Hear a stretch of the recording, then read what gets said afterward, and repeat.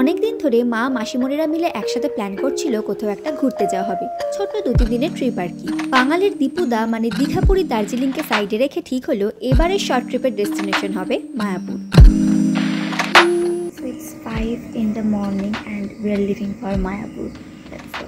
Plan মতো আমরা আর মেজো মাসিমণিরা ডায়মন্ড হারবার থেকে আর ছোট মাসিমণিরা ওদের কাছে স্টেশন থেকে ট্রেন ধরে ওই মোটামুটি সকাল 7:30 নাগাদ সবাই শিয়ালদাতে মিট করলাম। এরপর শিয়ালদার সাউথ লাইন থেকে নর্থ লাইনে গিয়ে ধরা হলো সকাল 7:53 শিয়ালদা কৃষ্ণনগর গ্যালোপিং লোকাল। 2.5 ঘন্টার এই ট্রেন জার্নিতে সবাই প্রচুর প্ল্যানিং, গল্প, খাওয়া দাওয়া করতে করতে পৌঁছে গেলাম কৃষ্ণনগর সিটি জাংশনে। কিন্তু মঞ্জিল আভি বাকি হ্যাঁ মেরে দোস্ত। আমরা টোটাল 11 জন ছিলাম, তাই দুটো টোটোয় চেপে স্টেশন থেকে রওনা দিলাম স্বরূপগঞ্জ হুলোর ঘাটের উদ্দেশ্যে। ও বলতে ভুলে গেছি, এবারের ট্রিপে আমাদের সাথে দিদিমাও যাচ্ছে। এই টোটোর রাস্তা কিন্তু অনেকটা, এক একজনের ভাড়া পড়লো 30 টাকা করে। স্বরূপগঞ্জ হুলোর ঘাটে পৌঁছে মাত্র 3 টাকা দিয়ে টিকিট কেটে উঠে পড়লাম নৌকোয়।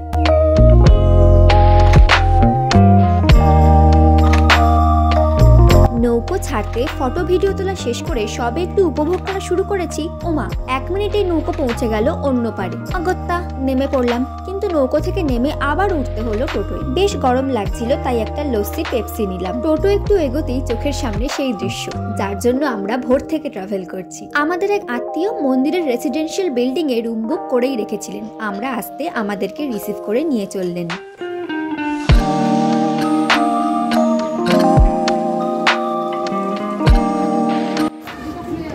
মোবাইল জুতো ঘরে রেখে দেন, কেন ওখানে গেলে ওই খারাপ।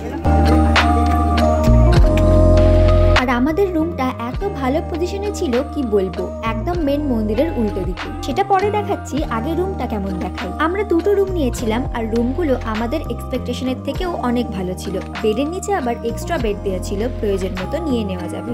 আমাদের রুম ছিল চক্রভবনে আর আমাদের খাবারের কুপন কাটা হয়েছিল গীতা ভবনে।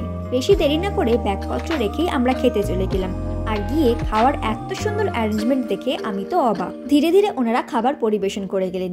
ছিল ভাত, ডাল, বেগুনি, মিক্সড ভেজ, পনিরের তরকারি আর পায়েস। ভোগের খাবারের স্বাদ নিয়ে আর কি বা বলবো, অপূর্ব। খেয়ে দিয়ে রুমে ফিরে কিছুক্ষণ রেস্ট নিয়ে ঝটপট সবাই সাজুগুজু করে রেডি হয়ে নিলাম। ঘুরতে যাব কাছেই এক দারুণ অফবিট জায়গায়, যে জায়গার সন্ধান দিয়েছে আমার মামা। মন্দিরের ফুল বাগান নিয়ে কি আর বলি, যেদিকেই তাকাই তারা চোখ জুড়ানো শোভা নিয়ে দৃশ্যমান। নতুন মন্দিরটা যে কবে কমপ্লিট হবে সেই অপেক্ষাতেই আছে সবাই। সমাধি মন্দিরটাও কিন্তু দেখতে খুব সুন্দর। তোমার দেখা যাচ্ছে না, আমার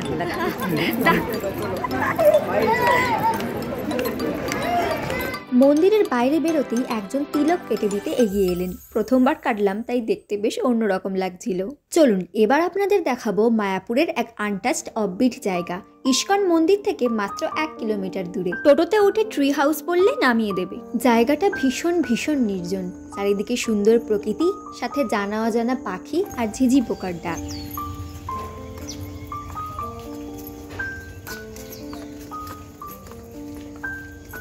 তো এটা একটা ট্রি হাউস, যেটা মানে পুরো 4টে মোটা গাছের গুড়ির ওপরেই বানানো বাড়িটা।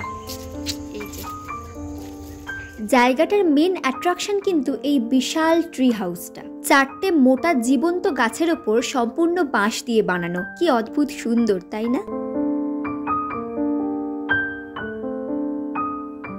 আরেকটু এগোতে চোখে পড়লো এক দারুণ সুন্দর বসার জায়গা, যার পাশ দিয়ে বয়ে চলেছে শান্ত স্নিগ্ধ নদী।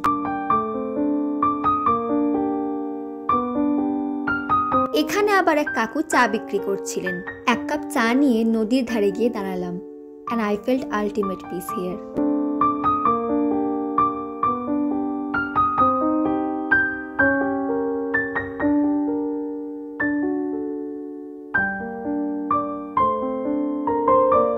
সানসেটের টাইমে এসেছিলাম বলে নদীটা আরো সুন্দর লাগছিল। মা সিঁড়ি দিয়ে নেমে গেল নদীর জলে হাত পা ভেজাতে। ব্যাস আমিও সাহস পেয়ে গেলাম আর মাকে জয়েন করে ফেললাম।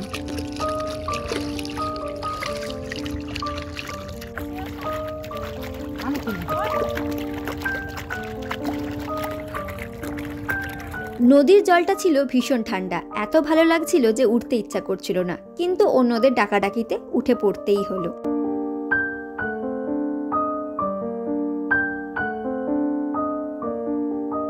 ওই যে আমার পেছনে দেখছেন একটা বেশ মোটা বটগাছ, ওটার তলায় আবার কিছু ঠাকুরের মূর্তি পুজো করা হয়েছে।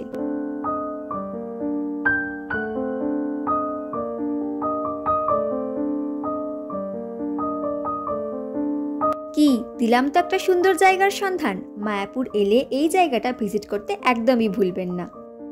সন্ধে হয়ে আসছে, তাই আবার বাঁশের শাঁখো পেরিয়ে ট্রি হাউস থেকে আমরা বেরিয়ে গেলাম।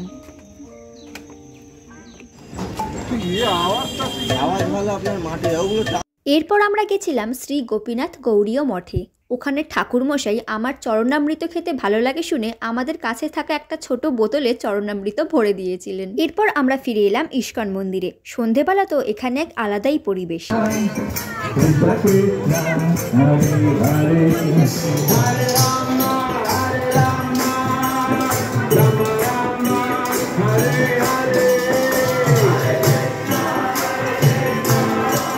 যারা পারফর্ম করছিলেন বেশিরভাগই ফরেনার ছিলেন।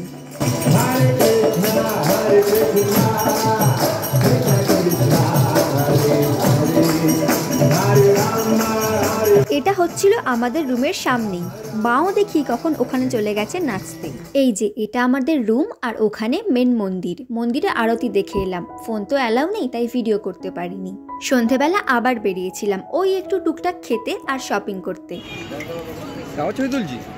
ছবি তুলছি না, আমি ভ্লগ করছি। যারা ভ্লগ করে এটাই হয়, স্ট্রাগল। ইচ্ছা আছে একটা গোপী ড্রেস কেনার, বাবা বলেছে কালকে কিনে দেবে। মায়াপুরের নিরামিষ বিরিয়ানি ট্রাই করার ইচ্ছা ছিল। মন্দিরের গেট ক্লোজিং টাইম 10টা, তাই খাবার কিনে নিয়ে আমরা রুমে চলে এলাম। আজকের ভ্লগ এইটুকুই। আশা করি ভিডিওটা আপনাদের ভালো লেগেছে। পরবর্তী ভ্লগের নোটিফিকেশন পাওয়ার জন্য চ্যানেলটিকে সাবস্ক্রাইব করে বেল আইকনে ক্লিক করতে ভুলবেন না কিন্তু। ধন্যবাদ।